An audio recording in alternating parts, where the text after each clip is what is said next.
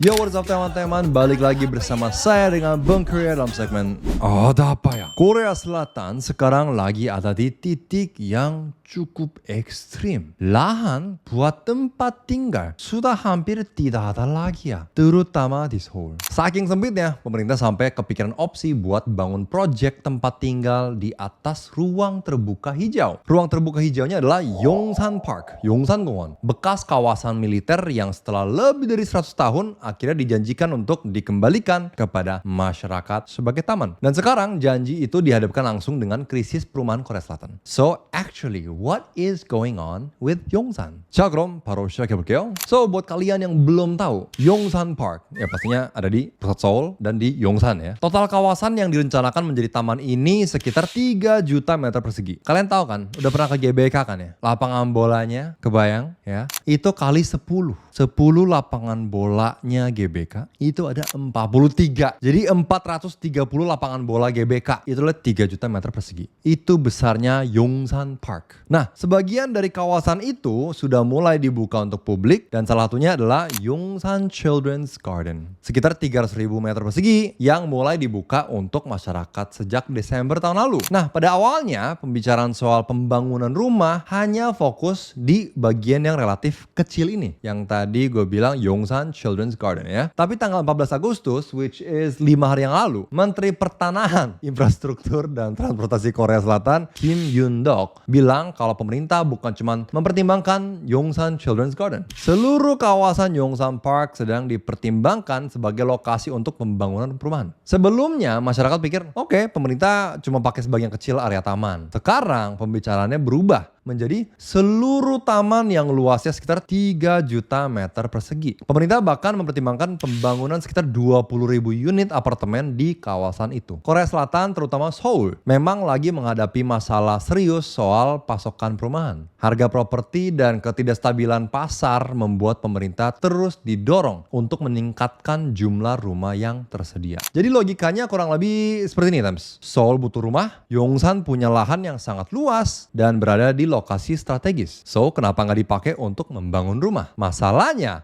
Yongsan bukan sekedar lahan. Buat orang Indonesia mungkin agak sulit paham kenapa masyarakat Korea bisa begitu sensitif terhadap area Yongsan. Jadi kita perlu lihat bagian sejarahnya ya. Nah, kawasan Yongsan ini punya sejarah militer yang panjang. Pada masa penjajahan Jepang antara 1910 sampai 1945, kawasan ini digunakan sebagai pangkalan militer Jepang. Setelah Korea merdeka, kawasan itu kemudian digunakan oleh militer Amerika sebagai garnison dan markas. Selama beberapa generasi, masyarakat Korea tidak benar-benar memiliki akses penuh terhadap kawasan itu. Kemudian secara bertahap, pangkalan militer Amerika mulai dipindahkan dan sebagian lahannya dikembalikan kepada Korea Selatan. Dari proses panjang itulah muncul gagasan kalau tanah ini akhirnya kembali kepada masyarakat Korea, jangan langsung dijadikan proyek komersial, jadikan taman, ruang publik ya, sesuatu yang bisa dinikmati semua orang. Dan gagasan itu kemudian mendapatkan dasar hukum pada 2007 melalui pemerintahan Presiden Roh Moo-hyun. Undang-undang khusus mengenai pembangunan Yongsan Park menetapkan kawasan utama tersebut tidak boleh dialihkan untuk tujuan selain taman ataupun dijual. Jadi ada komitmen hukum yang memang dibuat untuk memastikan kawasan itu tuh menjadi taman. Makanya ketika pemerintah sekarang mempertimbangkan pembangunan apartemen di sana, persoalannya bukan cuma soal konstruksi. Undang-undangnya juga harus diubah. But it's not gonna be a problem guys, karena administrasi sekarang memang sangat-sangat suka mengubah-ubah undang-undang. Tapi publik juga jadi bertanya, kalau pemerintah sudah bikin janji hukum untuk menjaga sebuah ruang publik, apakah pemerintah sendiri dengan alasan administrasinya berubah boleh mengubah janji tersebut hanya karena situasi ekonomi berubah? Secara hukum mungkin bisa aja lewat proses legislasi, tapi ini jadi merembet ke aspek politik dan sosial juga. Apalagi hukum tersebut lahir dari pemerintah Partai Demokrat yang sekarang justru berada di posisi pemerintah. Pemerintah sekarang harus mempertimbangkan perubahan perubahan terhadap sebuah undang-undang yang dibuat oleh salah satu presiden dari kubu politiknya sendiri. Dan ternyata ini bukan pertama kalinya ide pembangunan perumahan di Yongsan Park muncul. Ide ini sebenarnya pernah muncul sebelumnya. Tahun 2021 ketika pemerintahan Moon Jae-in, which is administrasi yang kubunya sama dengan sekarang, which is Demokrat ya. Anggota parlemen dari partai itu juga pernah mengusulkan aturan yang memungkinkan pembangunan perumahan di sebagian kawasan Yongsan Park. Tapi proposal itu juga ditolak bahkan dari dalam partai sendiri. Jadi isu ini sebenarnya bukan konflik sederhana. Dan penolakan pembangunan di Yongsan Park ini menyeberangi garis partai. Wali kota Seoul, Oh Se-hun, berasal dari People Power Party, partai oposisi utama ya. Kepala distrik Yongsan juga berasal dari partai yang sama. Jadi secara politik mereka jelas punya alasan untuk menentang pemerintah pusat. Tetapi penolakan ini datang juga dari politisi partai Demokrat juga. So bukan cuma dari partai sebelah ya, tapi memang di partai mereka pun ada yang nolak. Nah, kalau masyarakat bagaimana? Penolakan masyarakat tentang perubahan ini sebenarnya udah terlihat sebelum pemerintah memperluas cakupan pembahasannya menjadi seluruh taman. Di Maret 2026, dua anggota parlemen Partai Demokrat mengajukan rancangan perubahan terhadap Undang-Undang Yongsan Park. Proposal ini memang nggak secara langsung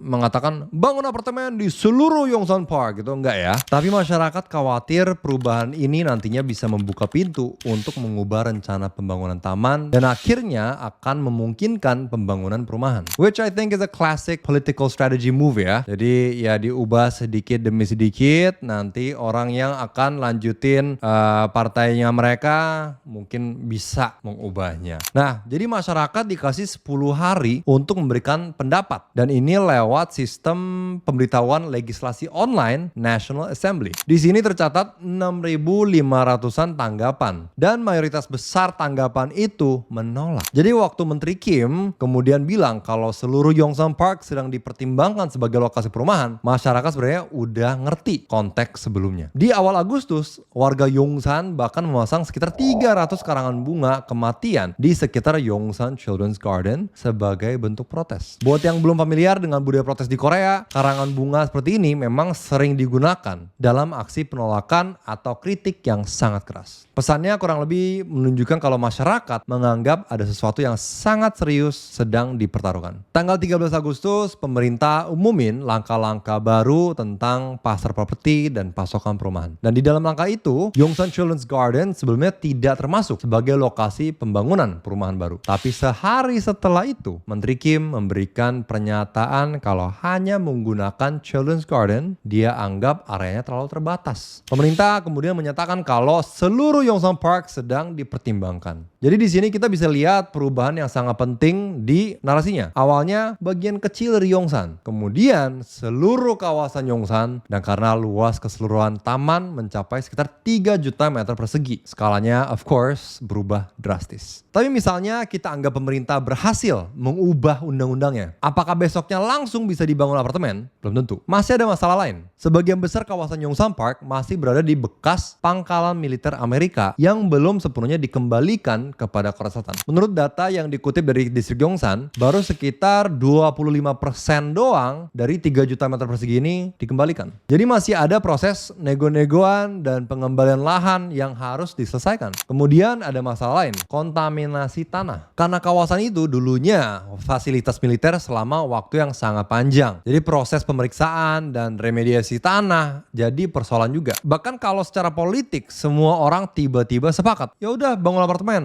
Masih ada masalah lain. Tanahnya sudah tersedia atau belum? Sudah dikembalikan atau belum? Aman untuk membangun atau belum? Dan berapa lama proses pembersihannya? Nah, ini penting karena salah satu alasan pemerintah ingin meningkatkan pasokan perumahan adalah untuk merespon masalah perumahan dengan cepat. Tapi kalau lahannya sendiri masih butuh proses panjang sebelum bisa digunakan gitu ya, apakah Yongsan benar-benar solusi cepat? Nah, Wali Kota Seoul, Oh Se-hun, sudah menyatakan penolakannya dengan sangat tegas. Di 8 Agustus, bahkan sebelum cakupan rencana diperluas ke seluruh taman, Mr. Wali Kota Seoul ini bilang dia nggak akan terima bahkan 1 cm pun Yongsan Park dikorbankan. Dan di 18 Agustus, Wali Kota Oh kembali menyampaikan keberatannya setelah menghadiri rapat kabinet. kabinet. Dia bilang sama presiden bahwa dia menentang pembangunan di Yongsan Park dan meminta agar pemerintah tidak melanjutkan rencana itu tanpa diskusi sosial dan konsensus publik yang cukup. Jadi maksud wali kota O, daripada mengambil taman, kenapa nggak mempercepat pembangunan kembali kawasan kota yang memang sudah diperuntukkan untuk pembangunan? Dan menurut beliau masih ada berbagai regulasi yang dianggap memperlambat proyek-proyek tersebut. Seoul adalah kota dengan tekanan perumahan yang sangat-sangat tinggi. Pemerintah Korsel memang sedang agresif mengejar peningkatan pasokan perumahan. Pemerintah sudah umumin rencana gabungan sekitar 1,6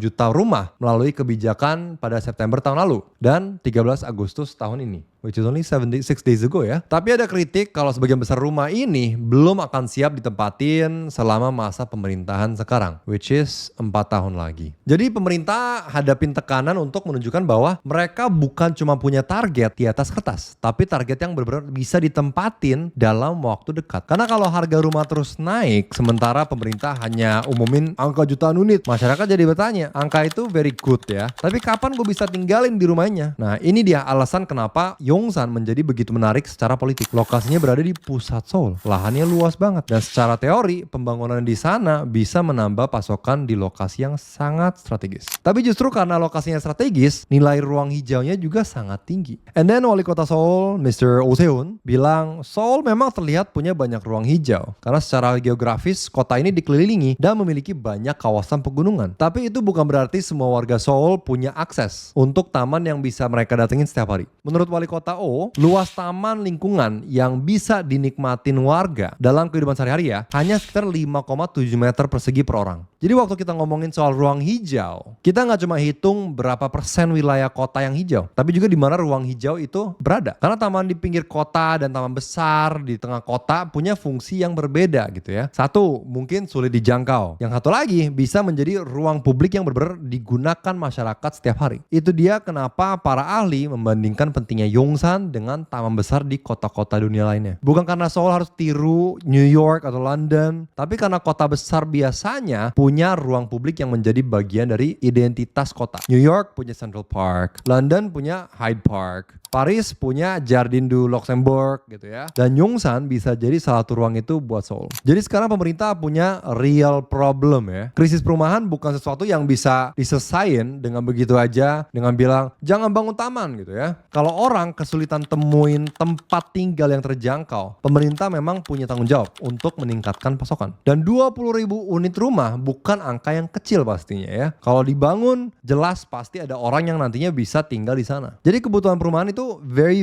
real ya. Tapi kebutuhan kepada ruang hijau juga adalah masalah yang sangat real juga. Dan sejarah Yongsan membuat ini semakin rumit ya. Karena ini bukan taman biasa yang tiba-tiba ditemuin oleh pemerintah. Ini kawasan yang pernah menjadi bagian dari sejarah kolonial Jepang. Kemudian digunakan oleh militer Amerika dan secara bertahap dikembalikan kepada Korea Selatan. Masyarakat kemudian diberi sebuah janji kalau tanah ini akan dikembalikan kepada publik. Dan karena itu pemerintah juga berhadapan dengan pertanyaan apa yang sebenarnya ingin kita lakukan dengan tanah yang akhirnya kembali kepada masyarakat setelah lebih dari 1 abad. Kalau kita simplify ya, pemerintah Korea Selatan sekarang menghadapi ada 3 masalah. Pertama, tembok hukum. Undang-undang yang berlaku saat ini melindungi fungsi utama Yongsan sebagai taman. Kalau mau bangun rumah di kawasan utama, hukum harus diubah. Dan kedua, tembok politik dan publik. Warga menolak dan distrik Yongsan menolak, wali kota Seoul menolak, dan penolakan ini bahkan nggak sepenuhnya mengikuti garis partai. Dan ketiga, tembok praktikal. Sebagian besar kawasan belum dikembaliin dari militer Amerika. Dan ada persoalan kontaminasi tanah yang harus diselesaikan. So actually ada 3 masalah ini yang harus diselesaikan dulu sebelum tanah ini mau dipakai. Jadi pada akhirnya ini bukan cuma cerita tentang Korea Selatan yang lagi kekurangan rumah gitu ya. Mereka juga harus menentukan prioritasnya. So di sini kita dapat lihat very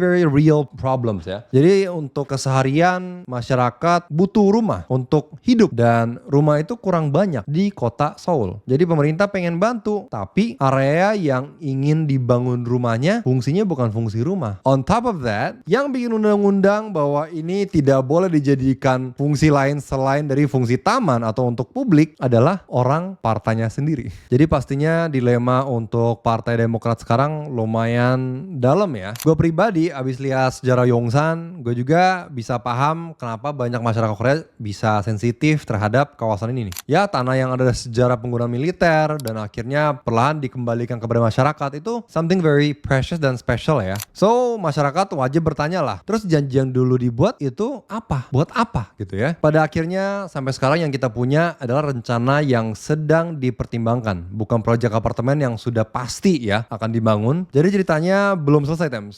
Gue pengen mantauin cerita ini karena gue tahu untuk administrasi IJM yang sekarang dia sangat aktif dalam diskusi dengan masyarakat, dan gue pengen lihat apakah diskusi dengan masyarakat ini akan sebenarnya dilaksanakan atau hanya sebuah show. So mungkin lu pada bisa komen, misal kalian punya power untuk membuat kebijakan di Seoul, bagaimana lu akan selesain krisis perumahan tanpa korbanin ruang yang seharusnya menjadi milik generasi berikutnya. Apakah 20.000 rumah di Yongsan adalah harga yang masuk akal untuk membayar kebutuhan perumahan hari ini, atau justru ada beberapa hal yang sekali dihancurkan gak bisa dibeli kembali dengan uang sebanyak apapun. Basically itu hancurin sebuah sejarah gitu ya. Setahu gue di Jakarta juga pernah ada kejadian yang mirip ya. Dulu ada satu gedung bersejarah namanya Gedung Harmony Society yang dihancurin untuk keperluan perluasan jalan. Dan emang ini bukan ruang terbuka ya. Cuma gedung ini punya sejarah yang panjang, sama kayak Yongsan. Dan akhirnya masyarakat dapat jalan yang lebar, tapi gedung bersejarah harus dikorbanin. Gue pengen tahu pendapat lu pada, kalau lu jadi pemerintah Korea Selatan, lu bakal pilih yang mana? Bangun rumah dan korbanin tempat bersejarah, atau mempertahankan tempat bersejarah tapi bangun rumah di tempat lain? Terima kasih sudah nonton sampai sini. Sampai jumpa lagi dalam segmen ada apa ya berikutnya. Annyeong. Apa kata dunia?